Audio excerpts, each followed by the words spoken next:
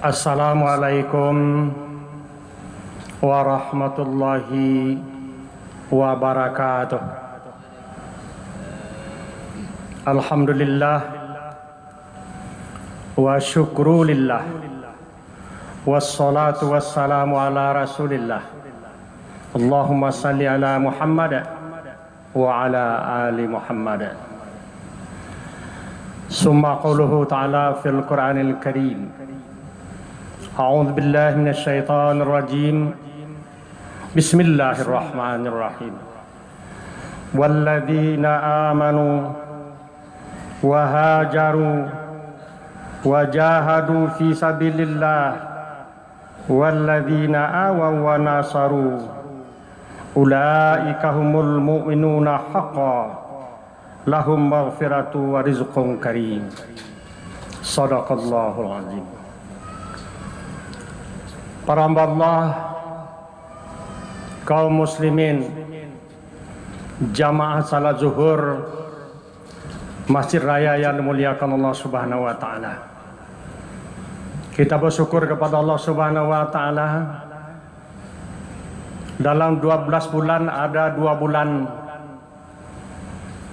diistimewakan oleh Allah kepada kita, tempat kita bermuhasabah. Yang pertama di bulan Ramadan, di mana kita memuhasabah dosa-dosa kita yang berlalu.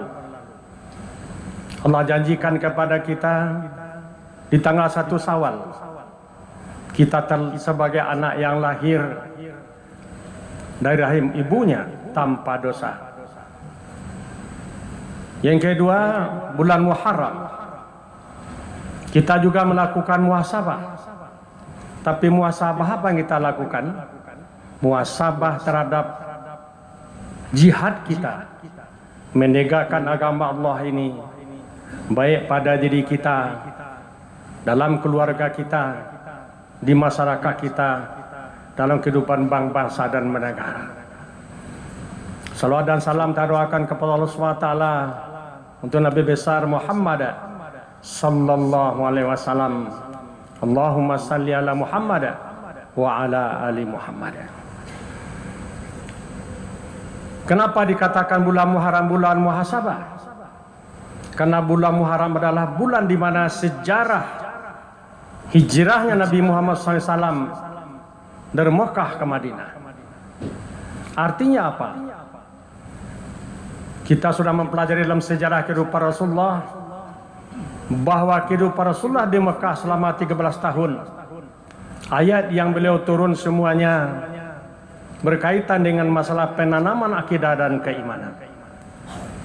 Kemudian para kafir Quraisy selalu merongrong dakwah Rasulullah sampai pada puncaknya pada malam 1 Muharram itu, di mana Islam sudah terdesak, ekonomi sudah diboikot, sudah banyak yang mati kelaparan. Allah perintahkan hijrah ke Madinah. Hijrah Rasulullah SAW ke Madinah, kalau kita ikuti dengan sejarah Al-Quran, maka mulalah turunnya ayat yang disebut dengan ayat Madaniyah. Sedangkan ayat yang turun pada masa periode Mekah disebut dengan ayat Makkiyah. Setelah Rasulullah SAW hijrah ke Madinah, turun ayat Al-Quran yang berhubungan dengan penyempurnaan ibadah. Kenapa dikatakan penyempurnaan? Karena 2 tahun sebelum hijrah Rasulullah SAW Allah Isra dan Mi'rajkan. Pada waktu itulah Allah memerintahkan para Rasulullah SAW salat yang 5 waktu itu menjadi rukun Islam yang kedua. Sedangkan perintah zakat, puasa dan haji itu setelah Rasulullah SAW hijrah ke Madinah. Kemudian beransur-ansur turun ayat tentang keluarga, tentang harta warisan, tentang berekonomi, halal dan haram, yang boleh kita makan, yang tidak boleh kita makan, tentang pergaulan sehari-hari, tentang akhlak kita sehari-hari, bagaimana sikap kita kepada sesama muslim, bagaimana sikap kita kepada berbeda agama dengan kita. Bahkan sampai yang terakhir sekali di Madinah itu turun ayat bagaimana kita memilih pemimpin di tengah-tengah kita membutuhkan pemimpin itu sendiri. Para hamba Allah, jamaah zuhur yang mulia Allah SWT, Allah berfirman di surat Al-Anfal ayat 74 yang kita bacakan tadi, walladzina amanu, dan orang-orang yang beriman kepada Allah, wahajaru, orang yang berhijrah, wajahadu fi sabilillah, orang yang berjihad, berjuang bersungguh-sungguh menegakkan agama Allah, walladzina awaw wa nasaru, orang yang selalu menghubungkan silaturahmi, bekerja sama sesama muslim untuk menegakkan kebenaran, ulaika humul mu'minuna haqqa, itulah orang yang benar-benar beriman kepada Allah Subhanahu wa taala. Walahum maghfiratun wa rizqun karim, orang yang benar-benar beriman kepada Allah itu Allah janjikan kepadanya semua dosa-dosanya diampuni, rezeki yang Allah berikan kepada mereka memuliakan kehidupan mereka dunia dan akhirat. Di sini kita dapat gambaran orang yang benar-benar beriman. Jadi yang kita muhasabah di bulan Muharram ini apa? Kita mau muhasabah jihad kita, perjuangan kita menegakkan agama Allah itu. Dari mana kita mulai? Dari menegakkan keimanan. Sehingga Allah SWT selalu mengatakan dalam Al-Quran, ya ayyuhalladzina amanu, ya ayyuhalladzina amanu. Terkhusus tentang masalah iman di surat Al-Isra ayat 136 Allah berfirman, ya ayyuhalladzina amanu aminu billahi wa rasulihi. Hai orang-orang beriman, benar-benar berimanlah kalian kepada Allah dan Rasulnya. Jangan kalian terjebak kehidupan munafik dan kehidupan fasik. Bagaimana kita benar-benar beriman kepada Allah? Yang pertama, mengilmui tentang iman itu sendiri. Kita mengetahui siapakah Tuhan kita, apa bedanya Tuhan kita dengan Tuhan agama orang lain. Karena ini adalah yang sangat mendasar dalam keimanan. Tuhan kita namanya Allah. Yang memberi nama Tuhan kita Allah itu bukan Nabi Muhammad sallallahu alaihi wasallam. Allah dengan firman-Nya memperkenalkan dirinya kepada manusia. Innani anallah la ilaha illa ana fa'budni wa aqimis shalah li zikri. Ketika Nabi Musa alaihissalam sampai di Bukit Tur, beliau mengambil api, melihat cahaya di bukit sana untuk menerangi keluarganya yang kegelapan di bawah bukit. Tapi sampai di puncak bukit yang terang benderang, bukan api yang boleh temukan, tapi firman Allah yang boleh terima. Apa kata Allah kepada beliau? Innani anallah, namaku adalah Allah. La ilaha illa ana, tiada Tuhan yang sekalian sembah kecuali aku. Fa'budni, maka sembahlah aku, kata Allah. Wa aqimis sholata li zikri, dirikan salat agar kalian benar-benar ingat kepadaku. Lalu Allah menjelaskan di surat Yunus ayat 3. Semakin tegas di situ.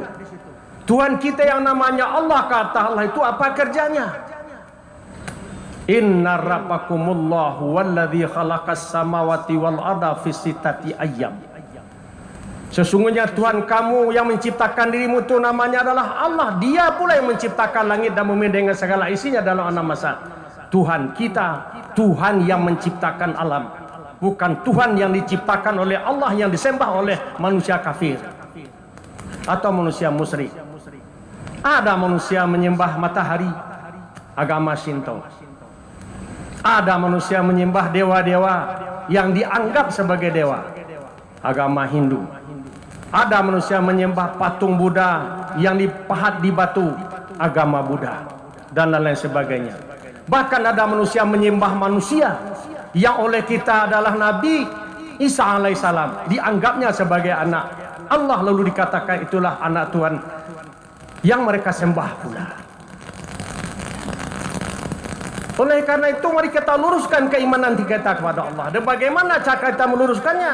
Perintahnya tadi wa aqimis sholata, dirikan salat. Apa bukti orang benar beriman kepada Allah? Dia senantiasa konsisten mendirikan solat. Bukannya salat sendiri, salat berjamaah di masjid. Aqimus shalah wa atuz zakah warka'u ma'ar raki'in, kata Allah Al-Baqarah 43. Dirikanlah salat, tunaikanlah zakat manakala hartamu sudah sampai nisabnya. Kalau tidak sampai, bersedekahlah. Wa mimma razaqnahum yunfiqun. Tapi warka'u ma'ar raki'in, perintah selanjutnya salat jamaahlah bersama imam di masjid. Jadi yang kita muhasabah adalah, apakah keimanan saya sudah benar? Apakah masih syirik? Masih banyak orang percaya kepada selain Allah, percaya kepada dukun, percaya kepada ramalan-ramalan. Bebaskan kita daripada semua keterkungkungan daripada kepercayaan itu. Bahkan ada manusia menyembah hawa nafsunya, yang disebut dengan syirik khafi. Allah berfirman di surah Baqarah 165, wa minan nasi mayyattakhidhu min dunillahi handada, wa minan nasi mayyattakhidhu min dunillahi andada yuhibbunahum ka hubbillah walladzina amanu asyaddu hubban lillah. Ada di antara manusia orang yang menyembah tandingan selain Allah. Dia cintai Allah sebagaimana dia cintai yang selain Allah, sebagaimana mereka mencintai Allah itu sendiri. Apa yang selain Allah itu? Kalau bahasa Al-Qur'annya taghut, berhala. Nafsu bisa jadi berhala, istri, anak-anak bisa jadi berhala, pekerjaan bisa jadi berhala, jabatan bisa jadi berhala. Di mana manusia kalau sudah sibuk dengan hal-hal itu, lupa dia kepada Allah. Ketika sibuk, kemudian ketika tidak bekerja, tidak sibuk, dia sembah Allah. Ketika sibuk tidak sembah Allah, tidak salat. Ketika tidak sibuk, salat. Ketika Ramadan ramai masjid, sudah Ramadan tidak ke masjid. Yuhibbunahum ka hubbillah. Inilah manusia yang terjebak kepada syirik khafi. Di permukaannya seperti tidak syirik, tapi di dalamnya syirik. Na'udzubillah. Walladzina amanu asyaddu hubban lillah. Orang beriman itu benar-benar lurus imannya kepada, tidak ada yang menghalanginya, Allahus Samad.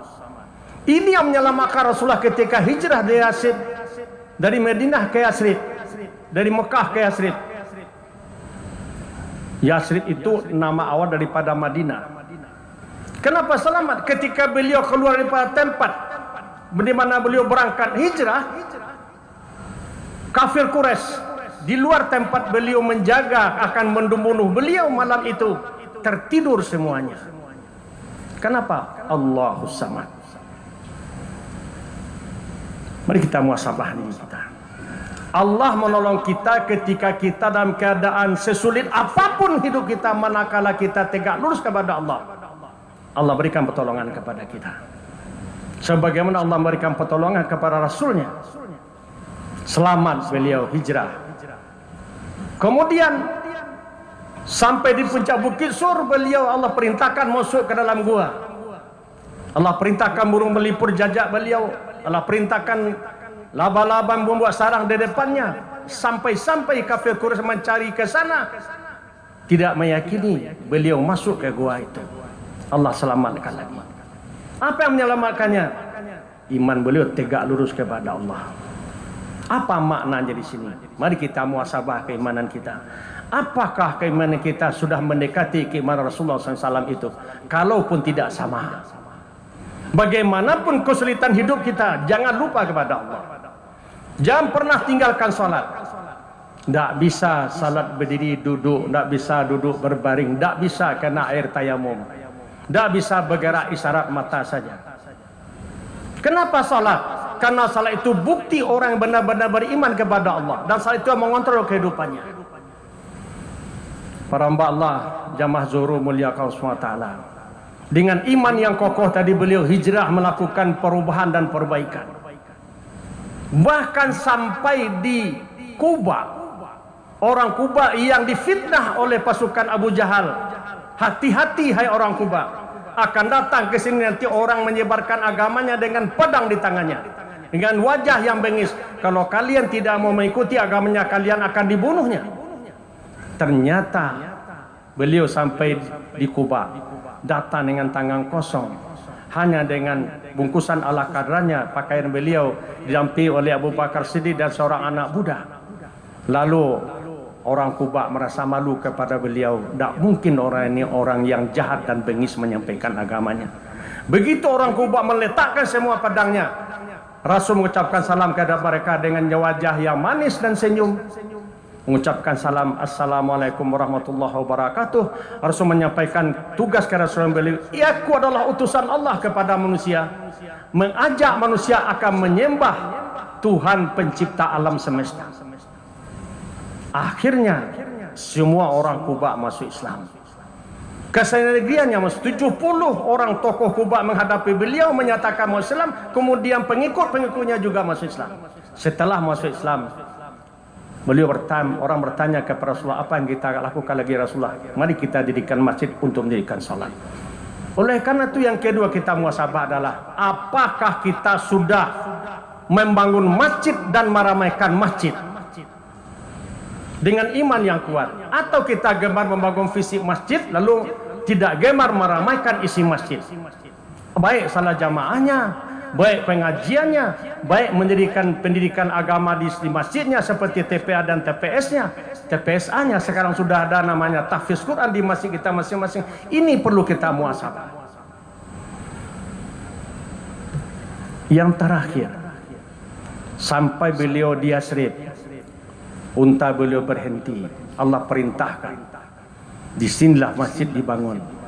Sebelum beliau bangun masjid, beliau persatukan orang Islam Ansar dan Muhajirin. Walladzina awaw wa nasaru.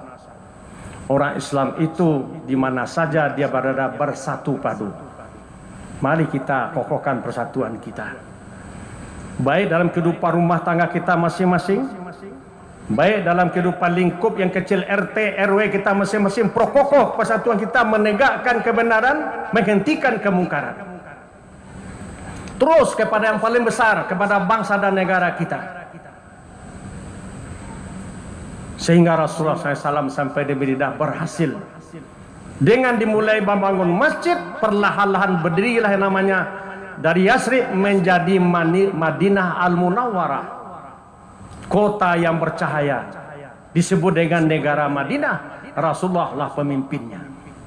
Oleh karena itu ke depan, manakala kita menegakkan agama Islam, jangan pada diri kita saja agama Islam itu tegakkan pada keluarga kita, tegakkan pada masyarakat kita, hidupkan masjid-masjid di tempat kita masing-masing, ramaikan masjid, bersama-sama memberantas kemungkaran. Pilih pemimpin yang sesuai dengan tuntunan Allah dalam Al-Quran Karim, yang mengikuti sunnah Rasulullah SAW.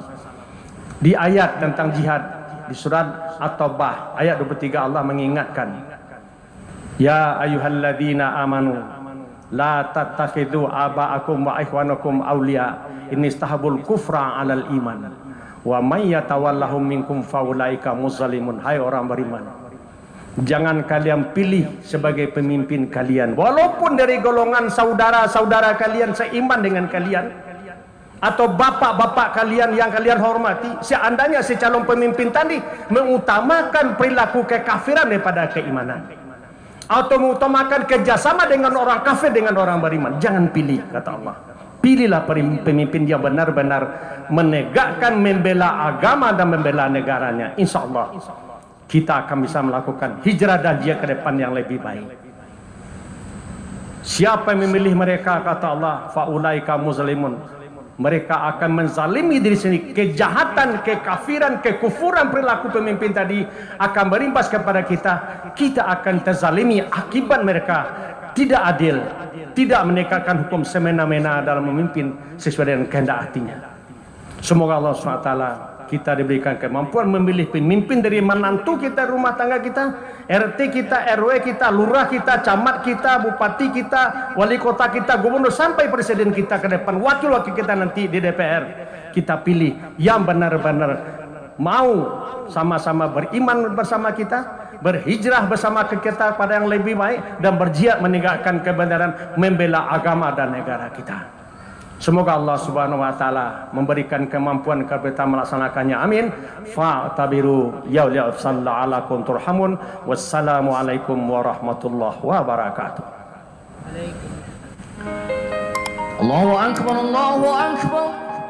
Asyhadu an la ilaha illallah. Asyhadu anna Muhammadar Rasulullah. Hayya 'alas salati, hayya 'alal falah. قد قامت الصلاة قد قامت الصلاة